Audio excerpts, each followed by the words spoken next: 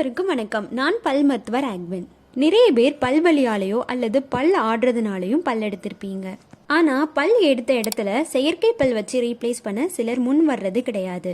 So இதனால சில பிரச்சனைகள் ஏற்படும். அது என்னன்னு பார்த்தீங்கன்னா, பல் இல்லாத பகுதிக்கு ஆப்போசிட்ல இருக்கிற பல் சூப்பரா எரப்ட் ஆக ஆரம்பிக்கும். அதாவது இப்போ மேல இருக்கிற பல்லை எடுத்திருக்கீங்க அப்படின்னா, அந்த பல் இல்லாத இடத்துக்கு ஆப்போசிட்ல இருக்கிற கீழ் பல் மேலே ஏற ஆரம்பிக்கும்.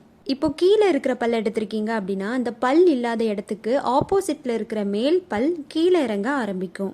அது மட்டும் இல்லை, பல் இல்லாத பகுதிக்கு பக்கத்தில் இருக்கிற பற்கள் எல்லாம் பல் இல்லாத இடத்தை நோக்கி மூவ் ஆக ஸ்டார்ட் பண்ணும். இதனால பற்களுக்கு இடையில இடைவெளி ஏற்படும். மேலும் சீராக இருக்கிற பல் வரிசை மாறிடும். அது மட்டும் இல்லை, பற்களின் இடுக்குகளில் உணவுப் பொருள் அடைய ஆரம்பிக்கும். இதனால ஈர் இறக்கம், ஈர் சம்பந்தப்பட்ட பிரச்சனைகள் மற்றும் பல் சொத்தை ஏற்பட நிறைய வாய்ப்புகள் இருக்கு. ஸோ பல் எடுக்கிறீங்க அப்படின்னா, அந்த பல் எடுத்த இடத்துல செயற்கை பல் வச்சு ரீப்ளேஸ் பண்ணுறது ரொம்ப முக்கியம்.